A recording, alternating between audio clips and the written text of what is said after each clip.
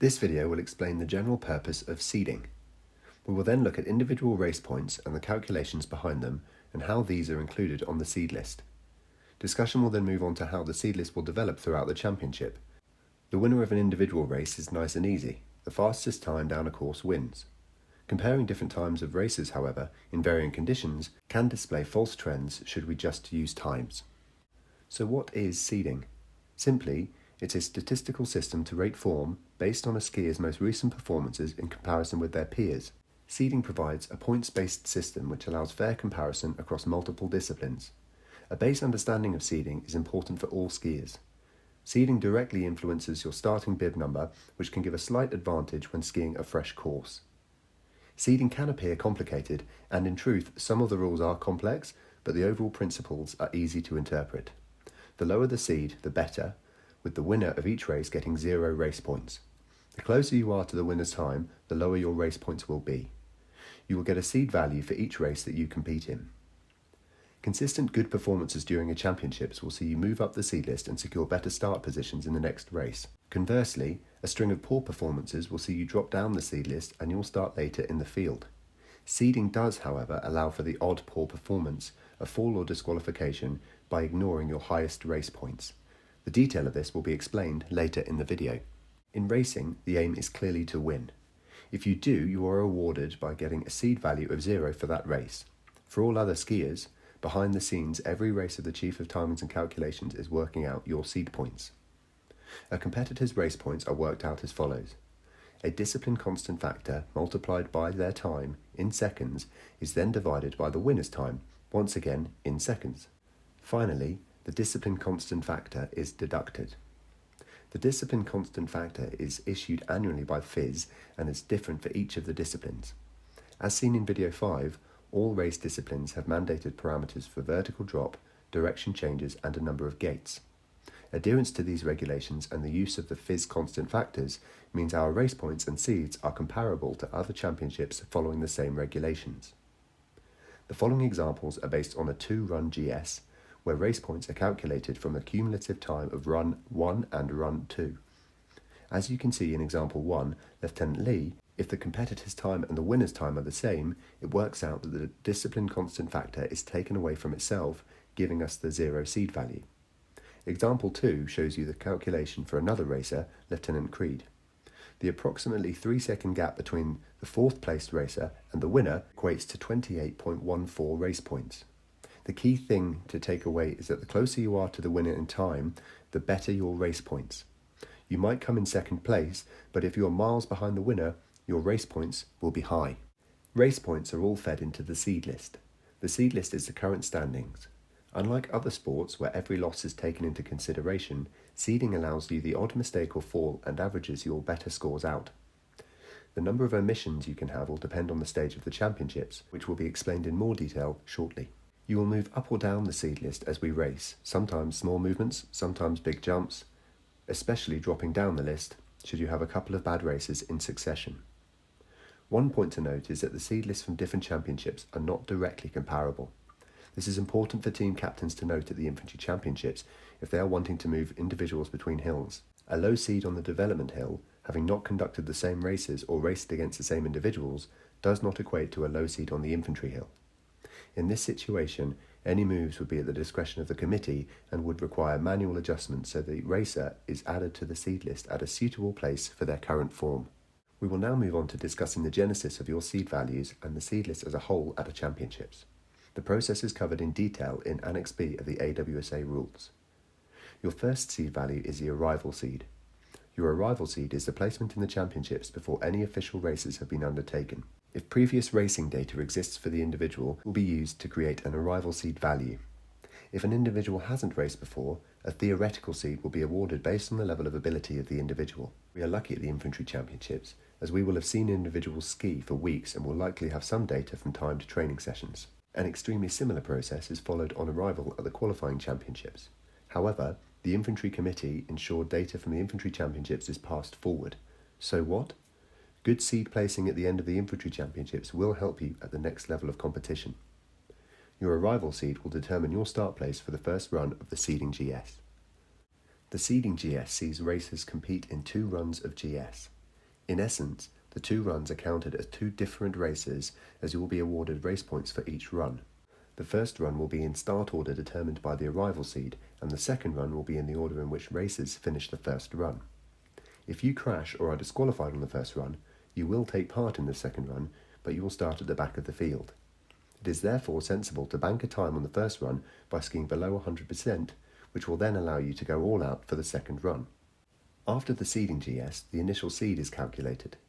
To do this, three values are used: your arrival seed, your race points from seeding run 1, and your race points from seeding run 2. The initial seed is the lowest of these three values. In the example you will see that Kingsman Jones won both runs of the seeding GS, scoring two values of 0. This pushed him up to being top seed, having previously been 12th. Conversely, Captain Wilson, who was initially top seed based on the arrival seed, underperformed in the seeding GS and therefore is reliant on his arrival seed and drops down the table. The initial seed therefore determines the start order as we move into the championship races. First race. Your result in the first championship race will gain you another set of race points. These are entered into the seed list and a new seed value is calculated. After the first championship race, two values are used: your initial seed points and your race points from the first race. Your seed value will be the lower of the two figures. In our example, Lieutenant McQuaid has performed far better in the first championship race, a GS, finishing second. This gives him a score far better than when he got into the seeding GS that became his initial seed. He therefore drops his initial seed and uses the score from the GS, moving up the seed list. On the opposite end of the spectrum, Ranger Mallon didn't perform as well in the GS as he had the day prior. He retains his initial seed as his best value, but he drops down the seed list as other racers around him have improved their seed values. Second race. The second championship race will then give you another set of race points. After this race, we will then have three values that will be used to calculate your seed: your initial seed, your race points from the first championship race, and the race points from the second championship race.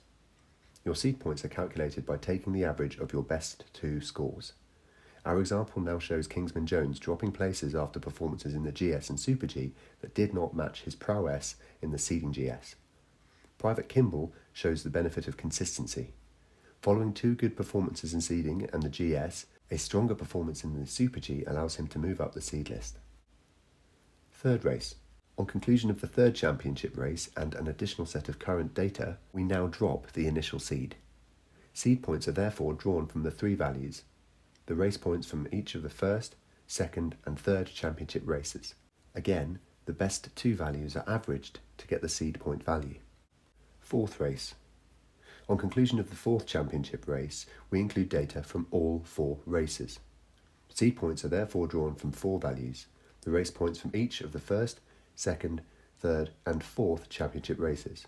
This time, the best three values are averaged to get the best seed point value.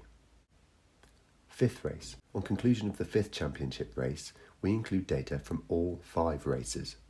Seed points are therefore drawn from five values: the race points from each of the first, second, third, fourth, and fifth championship races. Again, the best three values are averaged to get the seed point value. This works to an Infantry's advantage, as there are more races for them to get the best possible seed points for the championship. This process will continue for any additional races that are taking place, whilst always allowing competitors to drop two of their worst seed point values. So, in theory, if an individual were to take part in 6 races, the seed point values of 4 of those races would be considered. Given the importance of the seeding, there are explicit rules that enable exemptions to be made in unique situations in order to ensure that an individual athlete is not excessively penalised by issues that are outside of their control. In army skiing, there are 3 exceptions to the seeding that will be allowed.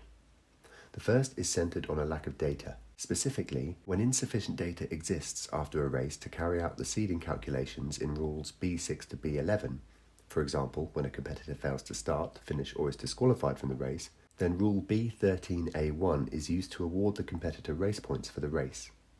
The rule in question states that the competitor's position on the current seed list will be matched to the race points awarded to the competitor who actually finished in that position in the race. Importantly, a penalty of 20% or 10 points, whichever is greater, will be added to the race points. This will give the individual concerned race points for the race, or first run in the seeding giant slalom race. A competitor whose seed position is below the number of the last finisher in the race will be awarded the same race points as the last finisher plus a penalty of 20%, or his or her own seed points, whichever is greater.